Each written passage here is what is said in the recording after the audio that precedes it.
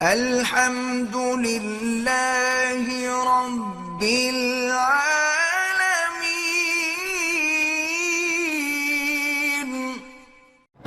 لہذا فتنۃ النساء جو ہے نا، دعا کرو اللہ بچائے۔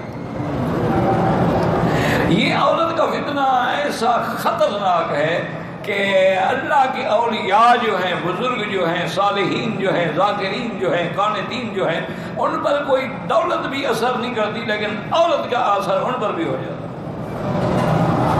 یہ عورت ایسی بلا، انا للہ و انا الیہ راجعون۔ ہمارے استاد سے ان کی عمر تقریباً، جب میں پڑھتا تھا تو تقریباً میرے خیال میں کہ 90 سال کے قریب تھی، لیکن ماشاءاللہ صحت مند تھے اور چہرے پہ نور تھا۔ سارا دن حدیث پڑھاتے تھے، بس بیٹھے ہیں نا، فجر کی نماز پڑھ کے ٹھیک 12 بجے چھٹی ہوتی تھی، اور 12 بجے کھانا کھاؤ، 1 گھنٹہ لیٹ جاؤ، ظہر کی نماز پڑھو، پھر سبق شروع۔ ہمارے تو 1 گھنٹے کے لیے آتے ہیں، وہ بھی نخرے کے لیے، کوئی آ گیا کوئی نہ آیا، کسی کو کتاب بھول گئی، کسی کو رومال بھول گیا، بس چلو شکر ہے، پتہ نہیں ان کے بعد والے کیسے ہوں گے۔ یہ بھی شکر ہے کہ چلو کچھ نہ کچھ گزارا ہو رہا ہے نا۔ اب جناب یہ ہے کہ وہ لوگوں کو تعویذ بھی دیتے تھے اور پانی بھی پڑھ دیتے تھے، لیکن ایک خادم تھا، ان کو کہا کہ جب کوئی عورت آئے نا میرے کمرے میں، اس کو اکیلا نہیں بھیجا، ہر حال میں اس کے ساتھ تم نے آنا ہے۔ تو وہ خادم تھا نا حضرت کا، تو خادم کو تو حجت ہوتی ہے نا اپنے استاد سے۔ انہوں نے کہا حضرت 90 سال آپ کی عمر ہو گئی ہے، آپ تو اپنی بیوی کے پاس جانے کے بھی قابل نہیں ہیں، تو کوئی عورت اگر آئے گی تو آپ کیا کریں گے؟ انہوں نے فرمایا اللہ کے بندے، ان شیطان یحرک، شیطان شہوت پیدا کر کے حرکت دے دیتا ہے اور بڑے بڑے بزرگوں کو اسے برباد کرتا ہے۔ تو خبردار کوئی عورت میرے پاس اکیلے نہ آئے۔ یہ فتنۃ النساء۔ اسی طرح ایک بہت بڑے عالم نے لکھا ہے کہ شیطان کا بھی فتنہ ہے اور عورت کا بھی فتنہ ہے۔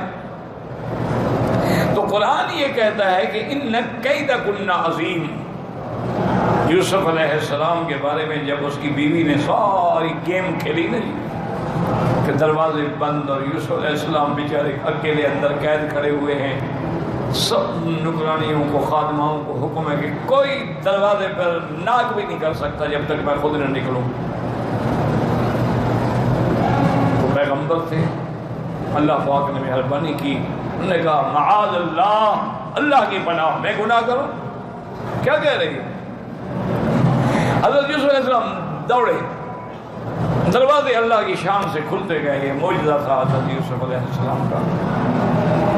اب جناب وہ پیچھے بھاگ رہی ہے اور پکڑ رہی ہے، کھینچ رہی ہے، کیا کر رہے ہو؟ حضرت نے دیکھا ہی نہیں مڑ کے، اور جب وہاں دروازے مین گیٹ تک پیچھے دوڑتی آئی، الفیا سیدہا لدى الباب، خامد آ گیا سامنے۔ اب 1 منٹ میں دیکھو کیسے گرگٹ کی طرح بدل گئی۔ قال ما جزاء من اراد بأهلك سوءا الا ان يسجن او عذاب الیم، کہ عزیز اس بندے کی کیا سزا ہے جو تیری بیوی پر ہاتھ ڈالے، اس کی عزت سے کھیلنا چاہے، اس کو جیل میں ڈال دو یا عذاب دردناک دو کہ اسے مجھ پہ ہاتھ ڈالا۔ پہلے عشق کا یہ عالم ہے کہ بھاگ رہی ہے، اب جب خاوند سامنے آ گیا تو اب وہ بجنے پڑ گیا۔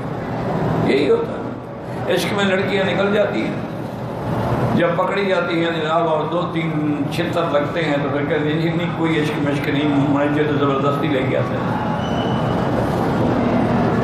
یہ آج بھی یہی ہو رہا، 1 منٹ نہیں لگاتی انکار سے۔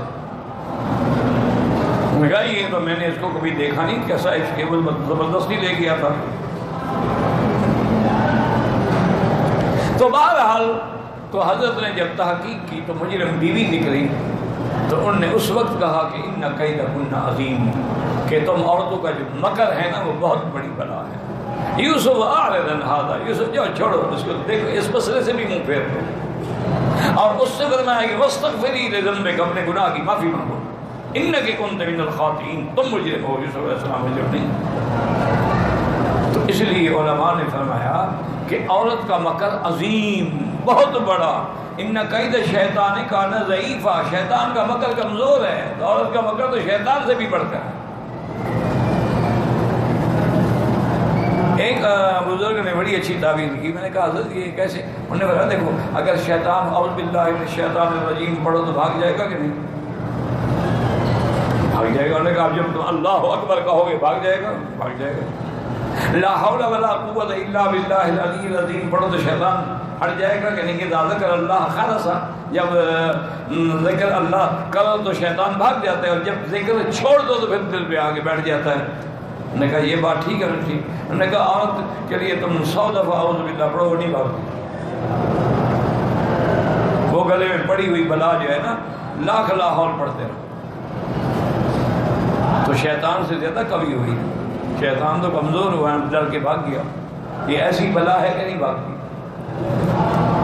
تو اس لیے حضور نے فرمایا کہ اتقوا فتنة النساء، خبردار عورتوں کے فتنے سے بچنا، کہ سب سے پہلا قتل جو عالم میں ہوا وہ عورت کی۔ بنو اسرائیل میں جو فتنہ آیا وہ عورت کا فتنہ۔ سرکار دو جہاں پر جادو کرنے والی عورتیں، لبید ابن عاصم کی بیٹیاں تھیں۔ حضور صلی اللہ علیہ وسلم کے گوشت میں زہر ملانے والی عورت تھی خیبر۔ یعنی آپ حیران ہوں گے کہ کتنے واقعات ہیں جن میں عورتوں نے بڑے بڑے علماء، بڑے بڑے صلحاء، بڑے بڑے اولیاء کو بھی نعوذ باللہ راستے سے ہٹا دیا۔ یہ ایسی خطرناک، اور اس کی آنکھوں میں اللہ نے ایسا کوئی مقناطیسی اثر رکھا ہے کہ بس آنکھ ملی تو بندہ گیا۔ اسی لیے حکم ہے نا کل للمؤمنین یغضوا من ابصارہم، آنکھیں بند کر لو، نیچے کر لو، جھکا لو۔ کیوں؟ اگر آنکھیں نہیں جھکاؤ گے تو پھر فتنے میں پڑ گئے، ابتدا ہو گئی۔ اس لیے اس حدیث مبارک میں بھی حضور پاک نے بار بار فرمایا اتقوا النساء فإن أول فتنة في بني إسرائيل من النساء، عورتوں کی وجہ سے تھا۔